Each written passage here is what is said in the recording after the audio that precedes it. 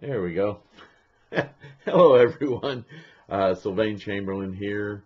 Um, Sifu Abbot, Threefold Lotus Kuan. That's the Threefold Lotus School of Quantum Life Buddhism. As I've said before, my focus as in my Bodhisattva practice is to focus on the scholarship of Buddhism. To enable you to become a better student of Buddhism for your own Bodhisattva practice.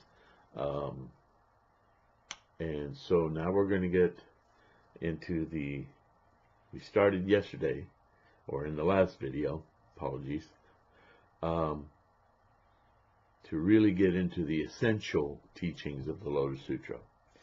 And we picked on the 16th chapter and hit the main gist of why this was now different than all the teachings before it. Not different in that it changed everything, although it added a huge dimension to it, but why the Lotus Sutra holds its place in reference to all of the other sutra and commentary and scholarship, in that everything before this is considered now to be provisional. Of course, before the Surangama was taught, everything before it was provisional, because that's the nature of the teaching, is that one surmounts the other, but they don't take over the other, they take into the other. Okay, it's like anything you learn in your experience. You go through school, you go through college, you go through technical schools, you learn how to cook. You start with basic things. Then once you get a grasp of how things work at that level, you introduce new complexity, new insights, new, more deeper, profound knowledge, and that encompasses and kind of swallows up everything before without having to think about it anymore, because now you've inculcated that knowledge, right? So now we're in the second half of the Lotus Sutra, and in that some all-inclusive kind of punctuations on top of all the previous teachings, and some really profound new dimensions are given to what you already know, just to kind of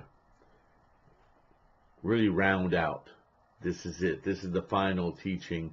You're going to have to grasp some very difficult concepts in this part. But it's all grounded on what you already know in your own life, in your own experience. So don't lose yourself in that largesse, okay? So we dealt with the lifespan of the Tathagata yesterday. And today I want to go on, sorry, I'm sitting on my robe funny. Just going to read one statement here, and then I want to talk about it a little bit. Because I think a lot of students of Buddhism are misinformed about this, or simply have teachers that don't understand it, or you yourself don't understand it.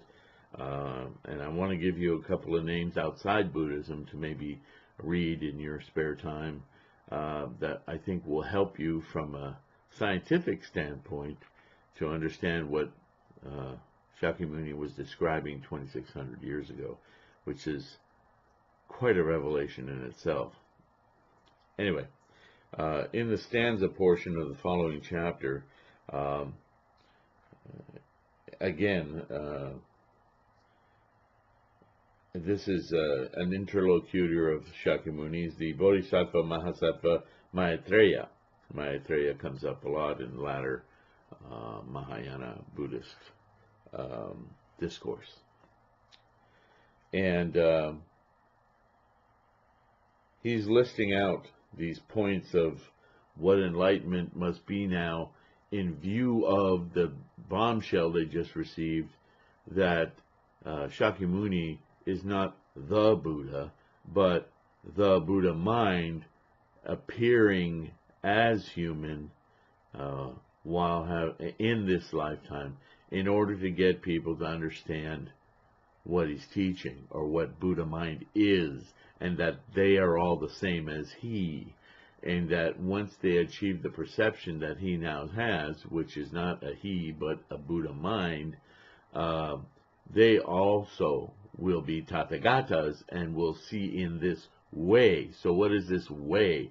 What does the ultimate discovery of Bodhisattva practice, what insight, what ultimate insight does it provide for us? So I'm going to give you a couple of funny little examples and some more profound ones.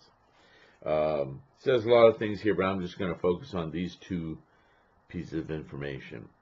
The seventh stanza says, innumerable, countless as the atoms of the 8 fields are the cotis of beings who by hearing this law have conceived the idea of superior enlightenment.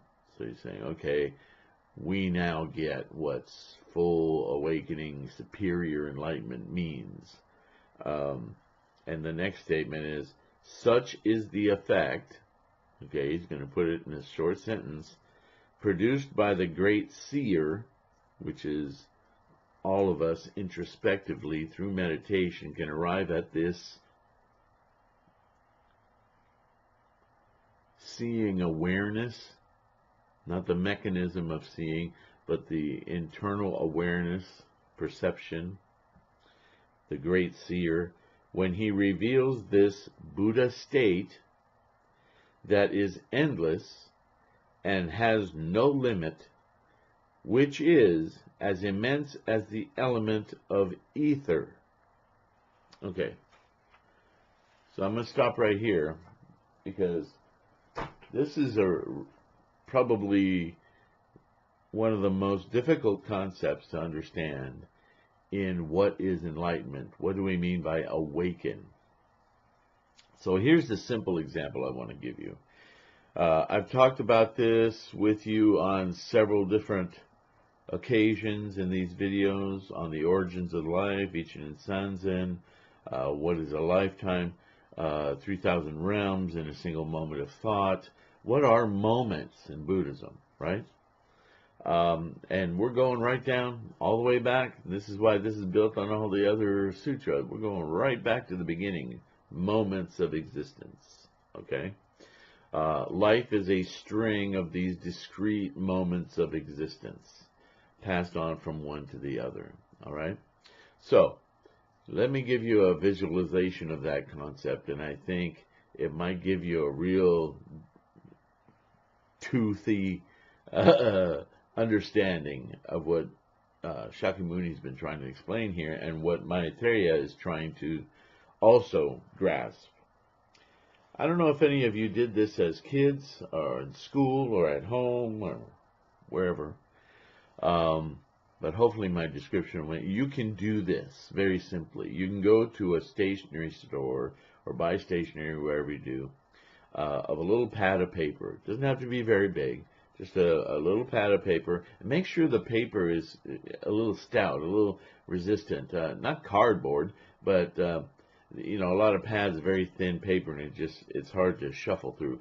Make this almost a little bit more like, man, you could use index cards, but it doesn't need to be quite that stiff. What we're going to do is you're going to take the bottom of the paper, and the best example I can think of, real simple, is you're going to go to the bottom left, let's say, of the paper, and you're going to draw a little circle, a little half-inch circle.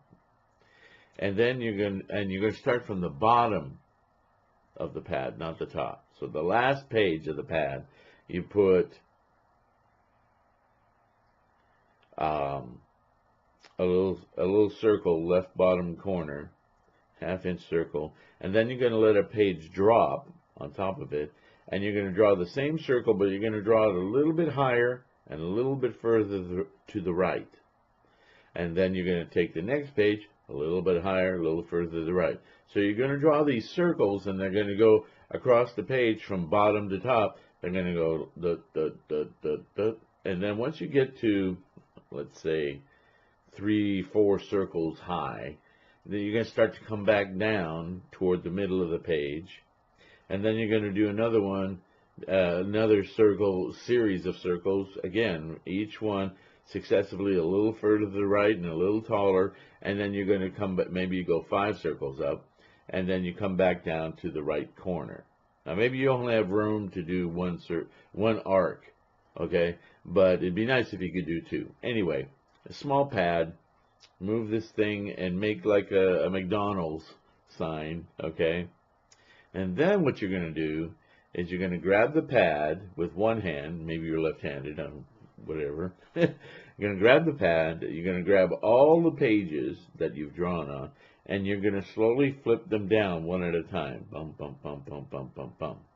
Now, I'm sure you can conceive of if you have an image of the ball here, and then the next image here, and the next image here, and the next image here, and then the next image here, and here, and here, and here. Even as slow as that, 1 per second, you'll get a notion of a bouncing ball, right?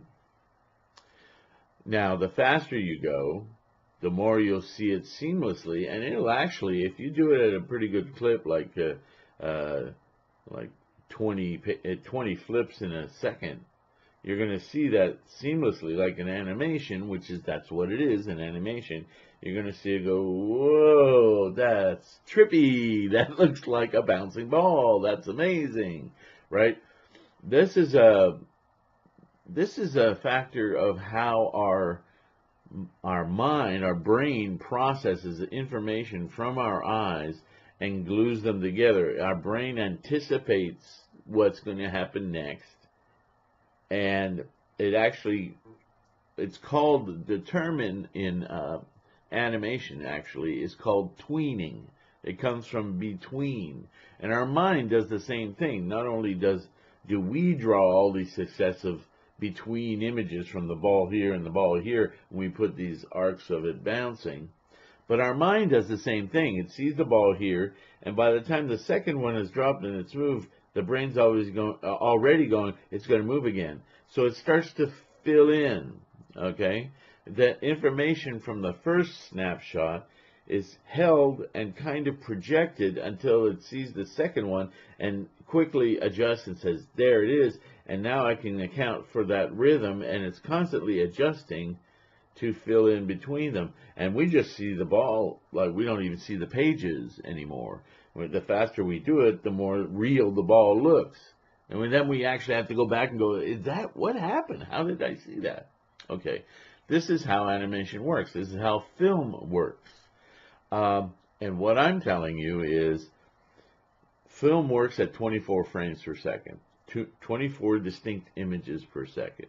It gives us a nice soft, it allows our brain to do what it likes to do, fill in, but it makes the vision on screen to us more kind of human-y, because when we move, we're not that well defined. There's a little shift that we experience when things move, because our brains are kind of slow and amazingly fast. But in the cosmic view, we're really, really kind of slow. And everyone's had experiences of some kind of accident where we say everything was like slow motion, when in reality, if you know anything about film, you should already know what I'm going to say.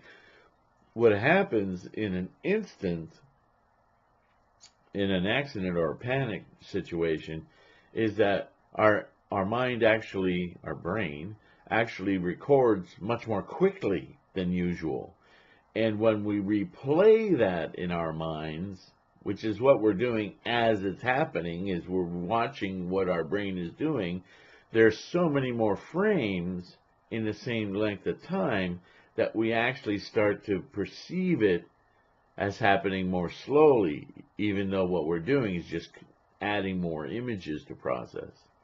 That's what happens when slow motion, something happens in slow motion in film. We actually are taking more pictures in the same amount of time. We're just compressing the amount. We go from 24 frames per second to 150 frames per second. It makes things, we stretch them over time by changing the number of images, either to make things look really sped up, You know, like when you take an old 8 millimeter film and you put it in a new projector, everyone looks like they're moving frantically. That's because we're moving more frames that were taken at a slower pace at a higher rate that makes them look like they're happening faster. Anyway, I don't want to talk all night about films. What I'm trying to show you is that when in Buddhism we talk about moment to moment, and you say, well, I don't see it like that. How can you say life is moment to moment? It's a continuum and it goes constantly. Well, like that animation, our moments happen in thousandths of a second. There might be 1,000,000 frames of information in that second. So we see it like that animation. We see it, oof, that's glued together. And that's part of how our samsaric mind gets attached to reality, because our brain sees it as a permanently acting thing. And so in a way, you could say that meditation is about stopping that craving for permanence so that we can see the pages of the pad as they flip. If you can see that mentally, perceive the world that way, then you see the reality of what's happening moment to moment. It automatically removes your attachment to the idea that it's a moving ball, because you see it clearly as a static thing arising and going away, arising and going away, the flipping moments, right? So then you're not attached to the idea. Maybe I'm not describing this right. I think there's a thing that happens. You can actually observe it, and this is what I'm trying to get through to you. There's a moment when you draw all these circles, and you're really aware that you're drawing one circle at a time on succeeding pages. But the thing that gives you that little buzz is when you flip through them, suddenly your brain doesn't see them as single things. It doesn't, your perception, your samsaric conception of what's going on, and your perception is that there's an actual moving ball in your notebook or in your pad, and you know that's not true, but darn if you didn't just see it, which is what makes you go back and do it over and over again, like to prove to yourself, until you've done it enough times that then you start to see, wow, my brain is doing this. I know it's not true, but my brain sees it as true. Isn't that a kick? Well, what if you could see all of your life in that way, every day in that way, every moment in that way?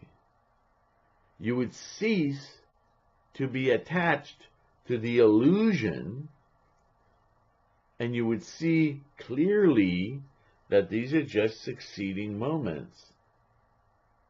Does that make sense?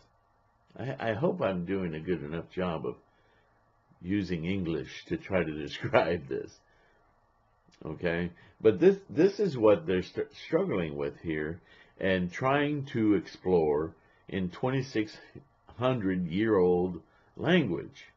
Is trying to get people to understand that there's a vast amount of information, but you need to interpret it, perceive it differently. This is the mission of the meditation and liberation from attachments, to get away from suffering. Because if you believe that that's a bouncing ball in your pad of paper, you're going to see the world as a delusion. You're going to keep looking for that ball, and it's never going to be there, because that's not what it truly is. It just appears that way to a limitation of your conditioned samsaric mind. So Buddhahood is like that. Buddha mind is like that. You finally distinguish between the mind of illusions and reality. Does this make sense?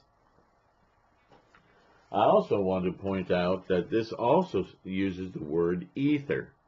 Now they may be translating that as space or as other things in other translations, but I like that they use the word ether because this was 2,600 years ago, long before Galileo, long before not Descartes, Newton, and certainly long before modern physics, okay, or cosmology, where they tried to define our planet and the stars as sitting in some sort of ether. Okay, also used in these many translations is the word space. We still use the word space, but now we define space as being occupied by something.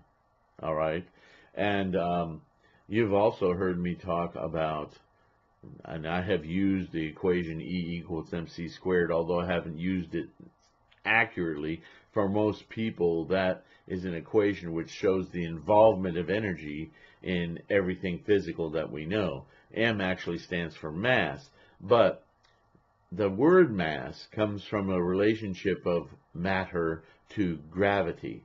So E equals mc squared is the actual equation that demonstrates the involvement of energy in the calculation of some things' mass in relation to gravity, gravitational waves.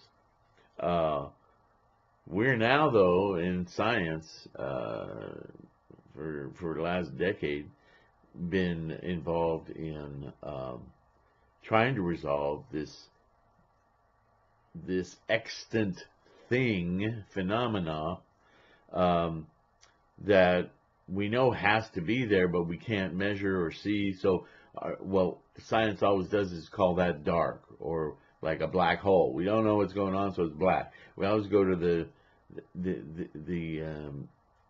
undiscovered thing is dark, related to our own self-centered idea that when we know something, it's clear, that we see it, it's clear.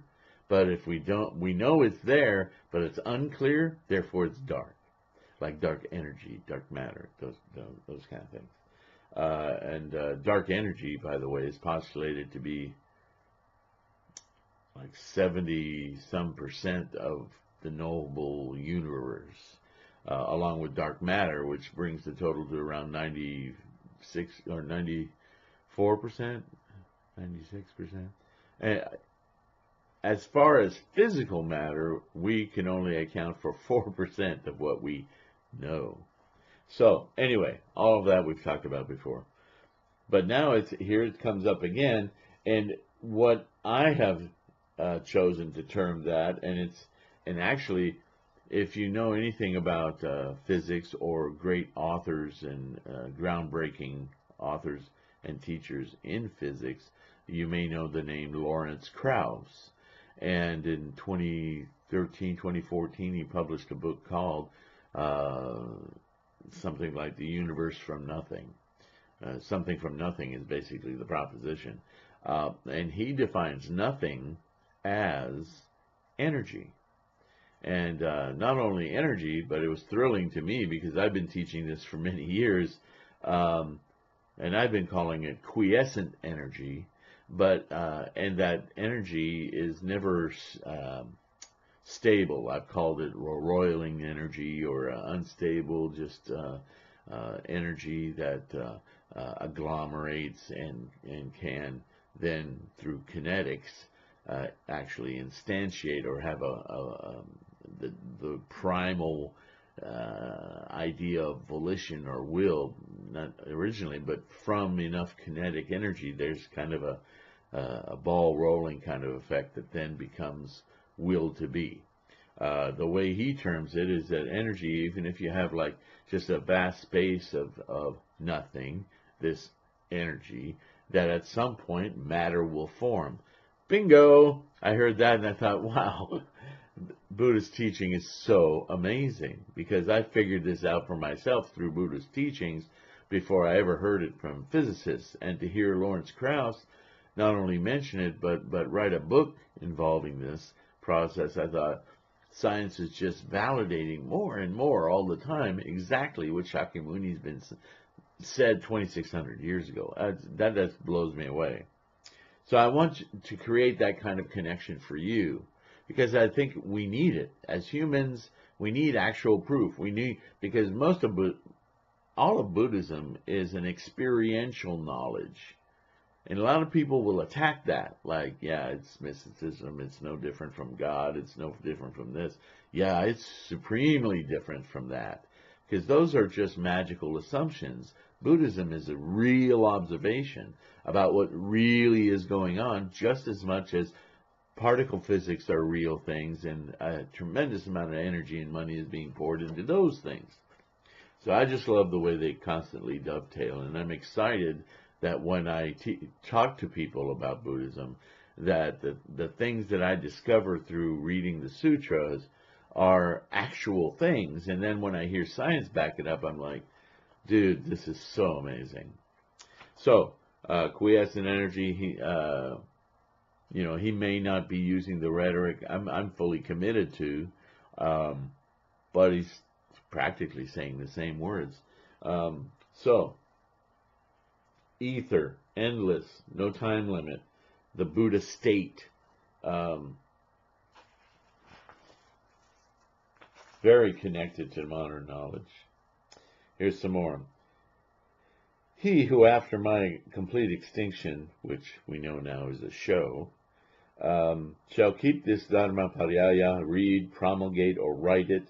He, I repeat, Ajita, need not build stupas or relics, nor worship the congregation, nor necessary to tell Ajita that the young man or young lady of good family who, keeping this Dharmapariyaya, should crown it by charity and alms, morality, forbearance, energy, my buddy again, meditation or wisdom will produce a much greater accumulation of merit. It is, in fact, immense, incalculable, infinite, just as the element of ether, Ajita, is boundless to the east, south, west, north, benefit above, and the intermediate quarters, so immense and incalculable, and accumulation of merit conducive to the Buddha knowledge will be produced as a young man or young lady of good family shall keep, write, read, or cause to be written this Dharmapariyaya. He will be zealous in worshipping the Tathagata shrines. He will laud the disciples of the Tathagata, praise the 100,000 myriad of kotas of virtue in the Bodhisattva Mahasattvas, and expound them to others. He will be accomplished in forbearance, be moral, of good character, agreeable to live with, and tolerant, modest, not jealous of others, not wrathful, not vicious in mind, of good memory, strenuous and always busy, devoted to meditation and striving after the state of Buddha, attaching great value to abstract meditation, frequently engaging in abstract meditation, able in solving questions and avoiding 100,000 of myriad of kotas of questions. Any Bodhisattva Mahasattva Ajita who, after the Tathagata's complete extinction, shall keep this Dharmapariyaya will have the good qualities I have described. And it goes on and on. So again, this is all about doing exactly what he's been preaching all along. This is just expounding on exactly what that is. And you would think from most of the people who teach the Lotus Sutra that, or comment on it, secular people, that this is mysterious and really doesn't guide you in any way. The heck it doesn't. It's super specific. This said, the Lord spoke to the Bodhisattva Mahasattva Maitreya as follows. I announce to thee, Ajita, I declare to thee, take on one side the master of munificence. Wow, what's wrong with my mouth today? The great master of munificence, who produces merit by supplying all beings in the 400,000 asankayas of worlds with all the necessaries for happiness by and by establishing them in arhatship, take on the other side the person who, ranking the 50th in the series of oral tradition of the law, hears but just single stanza, a single word from this Dharmapariyaya, and joyfully accepts it. If we compare the massive merit connected with the joyful acceptance and the massive merit connected with the charity of the master of munificence, the great master of munificence, then the greater merit will be his who, ranking the 50th in the series of oral tradition of the law, after hearing were it but a single stanza, a single word from this Dharmapariyaya, joyfully accepts it. Against this accumulation of merit, ajita, this accumulation of roots of goodness, connected with that joyful acceptance, the former accumulation of the merit connected with the charity of that master, that great master of munificence, and connected with the confirmation in arhatship, does not fetch 100,000th, 10,000,000ths, not the 1,000,000th, 1,000,000,000th, these numbers get ridiculous. It admits of no calculation, no counting, no reckoning, no comparison, no approximation, no secret teaching. So immense, incalculable, Ajita, is the merit which a person ranking the 50th in the series of the... Okay, this is about, and you must have read the analogy before. If not, you will when you read the Lotus Sutra. He's talking about somebody, and we've already established that an arhat is nowhere near the merit of a bodhisattva. But even so, an arhat certainly is taught these same things. He's just not taught that the boundless difference between self-realization and taking that information and integrating it with those you know creates such a huge body of merit that's far beyond arhatship, because it's concerned with the full goal of enlightenment, which is to bring enlightenment to all sentient beings. That's incalculably huge compared to self-enlightenment. Not that that's a small thing, but it's only part of the path. What he's saying here is even if you aren't fully realized, but an arhat realizes this flip book of reality and is fully detached from the activities in samsara, therefore no longer suffering, to bring others along. And again, this is the description. If you follow the bodhisattva path, Mr. Arhat, Ms. Arhat, and you bring this to others, and you're teaching through connection after connection after connection, 50 people removed from you even understand one sentence of the Lotus Sutra and how significant it is, and accept it and joyfully look for the truth through that teaching, their merit will be uncalculably more than yours as an arhat. You could look at it as he's really rubbing your nose in it, but he's also showing that the power of the full realization of what it is to be in a Buddha mind through the Bodhisattva way is so immense that even somebody who hears a little bit of the teaching 50 people removed from you gets more merit just because of that accumulation of cause than for you to do it on your own. That's amazing, amazing, amazing. That's profound. It's been pointed out to me that amazing has been too oft used. And now he goes back to, and he's talked about the benefits of telling other people about this practice, right? But now we're in the essential teaching, so he brings it up again as the advantages of a religious preacher. That's how it's interpreted here. I've heard other... Basically, he's talking about a bodhisattva. Bodhisattva practice as a teacher to assist other people along this path to awareness. The Lord then addressed the Bodhisattva Mahasattva. Oh man, I had to pick this to read.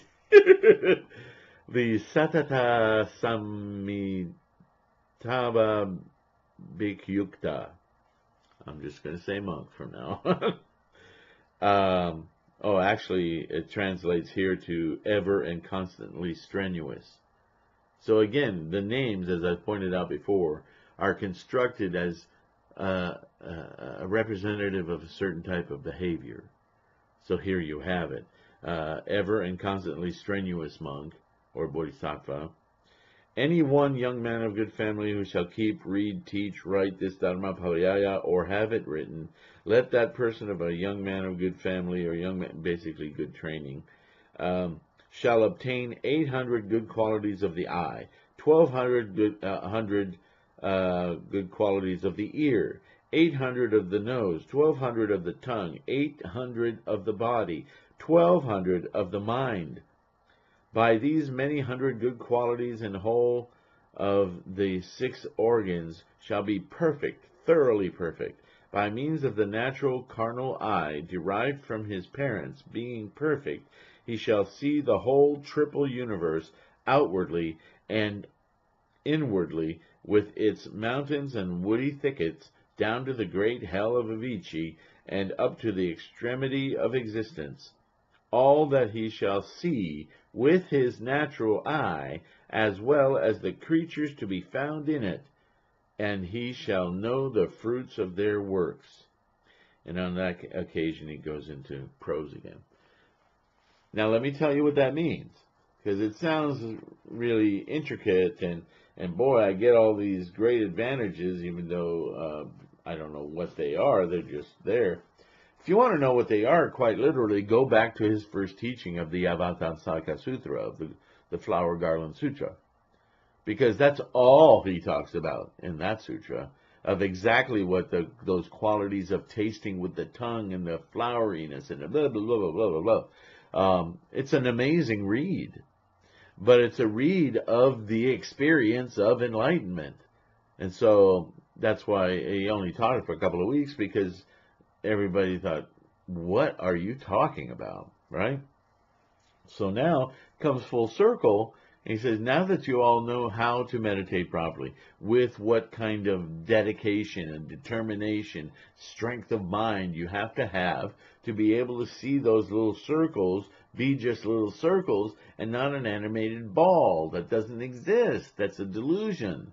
You'll be able to have all these wonderful qualities, but the point he's talking about is that you'll have all of these qualities and you'll be able to see, know, taste, experience through your mortal samsaric eyes, hands, nose, mouth, the amazing clarity in your Buddha mind without leaving samsara. This has been the point of his entire teachings from the get-go. How can I live a life without suffering in this life? So to you nihilists out there, no, this is not a cult of death. This is not, if I can just learn how to not exist, then I'll be happy. No, it's to not let the illusions exist. It's to get away from the idea that there's a ball bouncing between my pages of animation, and to get that it's pages of animation and just circles. Because that's the way we look at life in samsara.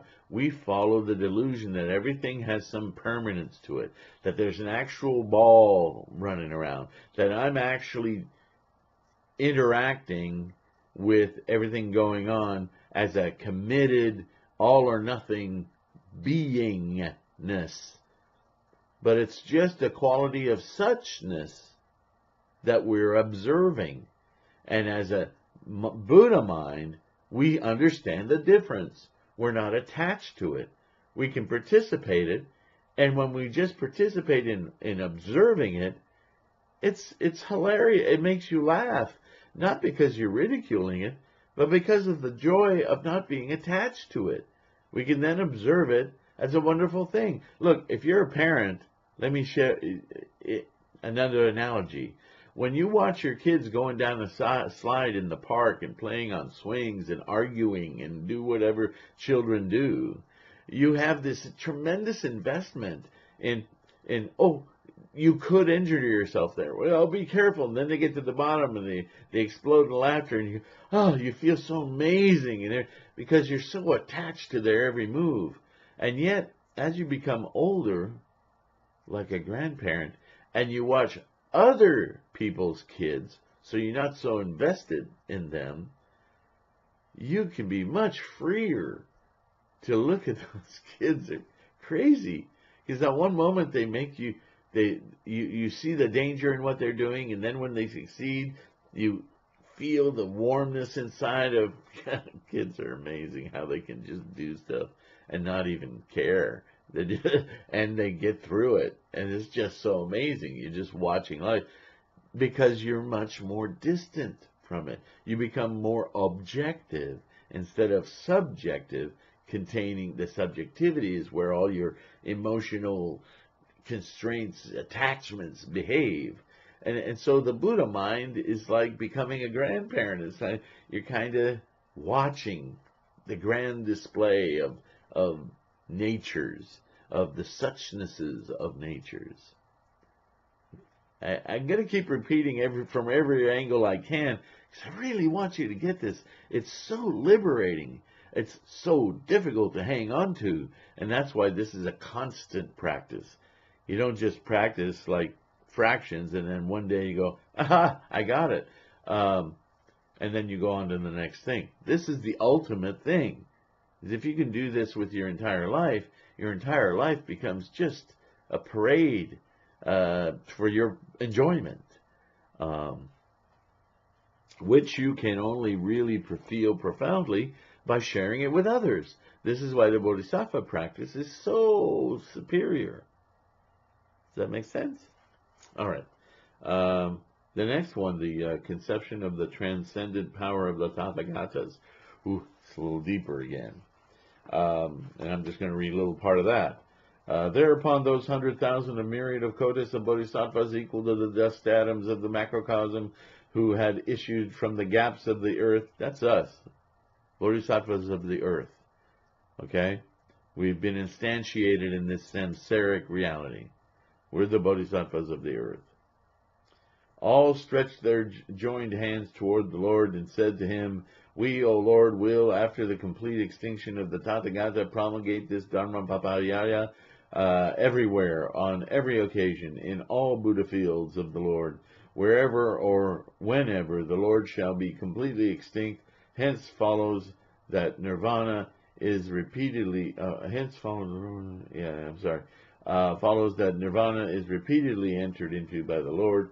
We are anxious to obtain this supreme Dharmapayaya, O Lord, in order to keep, read, publish, and write it.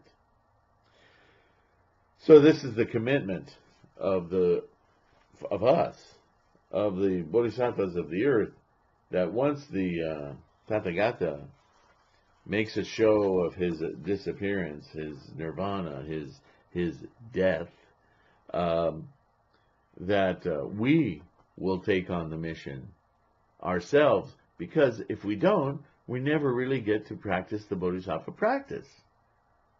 Right? If we're always counting on, oh, you need to talk to that Buddha guy, he knows everything, then you're a bunch of sheep. We don't accomplish anything because we're lazy. That's our tendency. This is too hard. Right? But if he's not around, and we know how incredible it is to do this, we're motivated. We're motivated, firstly, just to do it for ourselves, because that's what we are, selfish beings. But we also know from his teachings, and the Lotus teachings specifically, that in order to get there, in effect, if you don't have the motivation to help others do it, you just don't have the right motivation. Because to help, and this doesn't mean go proselytize and run around the country in a caravan and sell copies of the Lotus Sutra and so forth. I mean, if you feel motivated to do that with the right ichinen, with the right desire of just leading people to their own amazement, I don't want to stop you from doing that. But what I'm saying is, and what Shakyamuni is saying is, just help one other person. Because if they help, and if you help them with the right state of mind, the right disposition, and they teach someone who teach someone who teach someone who teach someone, by the time they get to the 50th person, and hopefully beyond, he's already told you that that person is going to gain so much insight and joy in their life from just accepting and starting their own path to dig to full enlightenment, Buddhahood, that the level, there's no diminishment. Their level of accomplishment is greater than that of a disciple or a Pratyeka Buddha or an Arhat. So how could you not be inspired? Just help one other person. It inspires you to help yourself, because they're going to keep asking you questions you're going to have to answer. And you'll find yourself in my position and beyond. I'm not saying I'm ultimate in any way. I'm just saying helping another helps you grow more than you thought you could. It's the nature of trying to be a preacher, a teacher of the law. It motivates you further. There's nothing more compounding and more amazing than trying to help another person. Okay? Weird little incantations. Now he starts talking about the devotion of others and telling their stories. It's a lot of support for what he's already taught. And he gives actual things.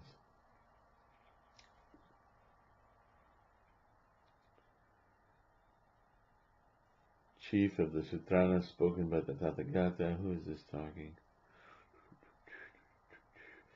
As Brahma Sahamapati, there's like 60 letters to this Bodhisattva's name. He's the king of all Brahma Kayika, gods, and exercises the function of a father in the Brahma world. So, Nakashatara Gasanku Sumitabhagnya, this Dharmaparaya of the Lotus of the true law exercises the function of a father to all beings, whether under training or past it to all disciples, Pratyeka Buddhas, and those who in the Bodhisattva vehicle are striving for the goal, as Srotapana,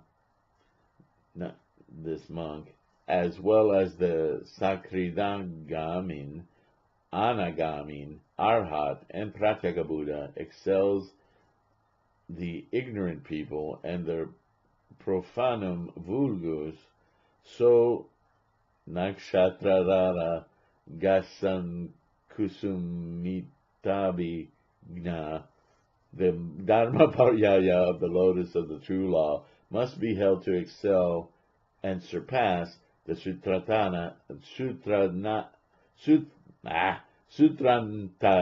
spoken by the Tathagata, and such as shall keep this king of sutras, Naka, must be held to surpass others who do not.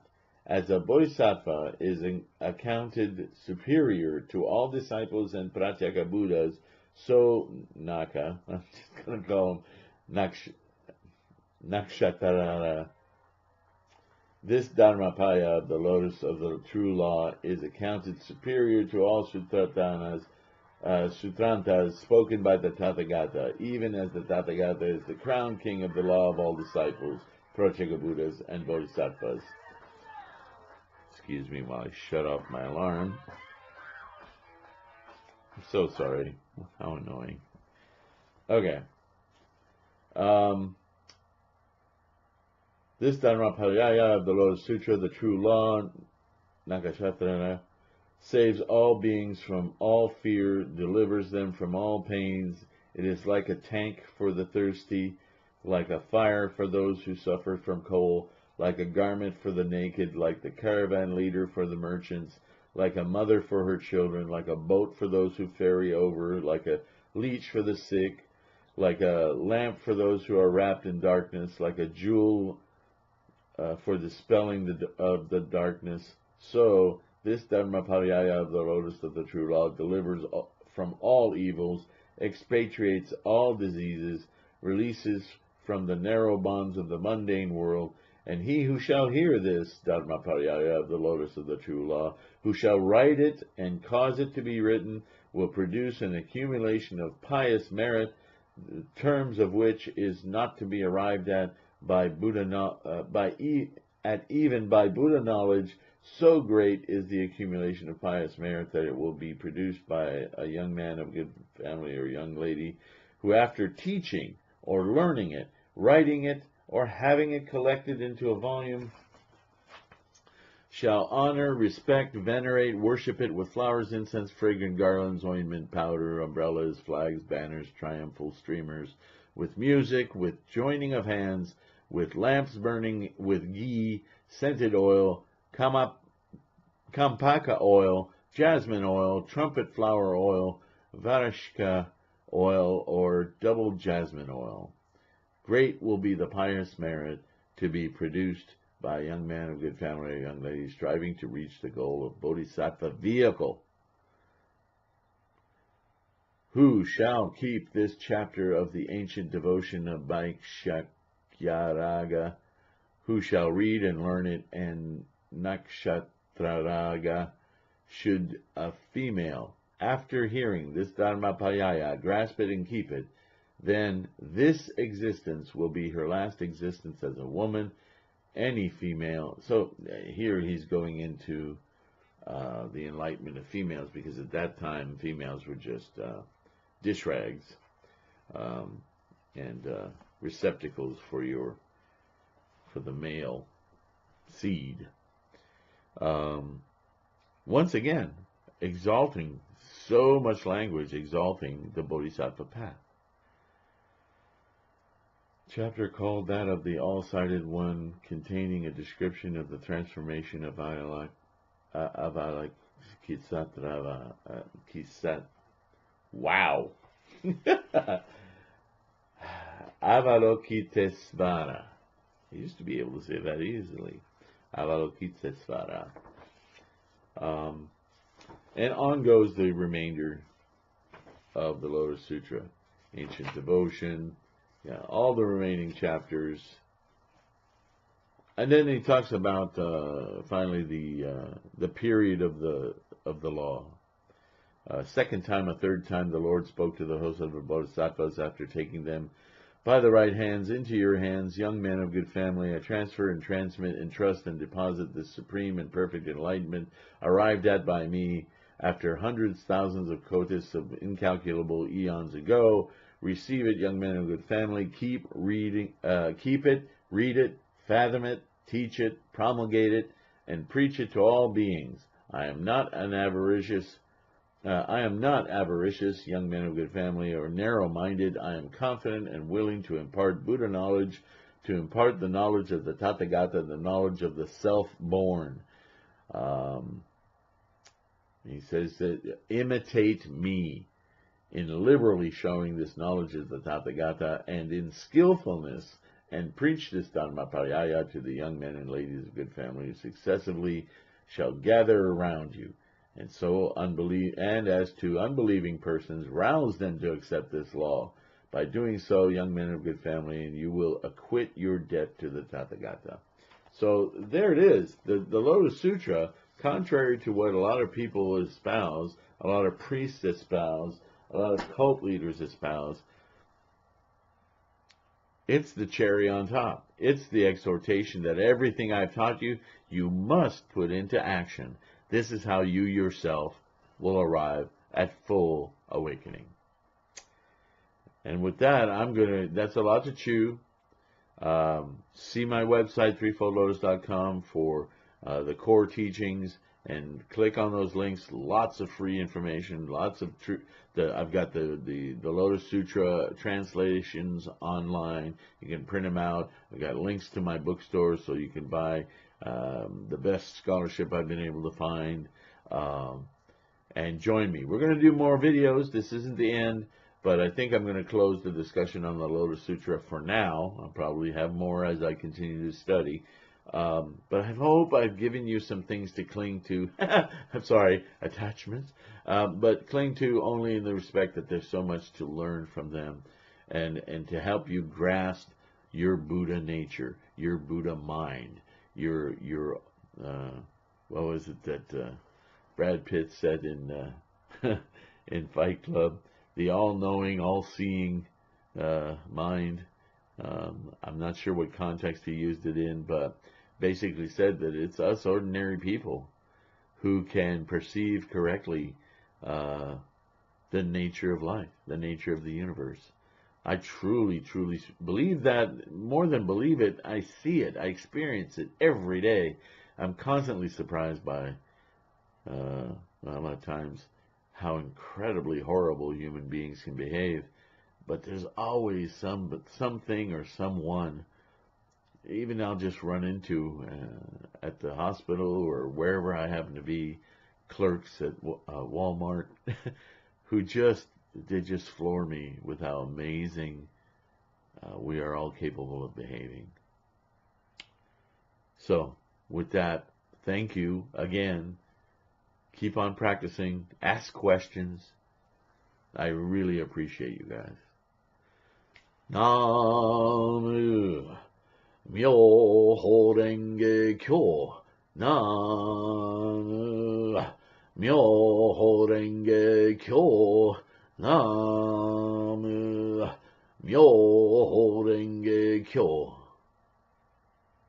To your Buddha mind. And the stop button. Ta-da. See ya.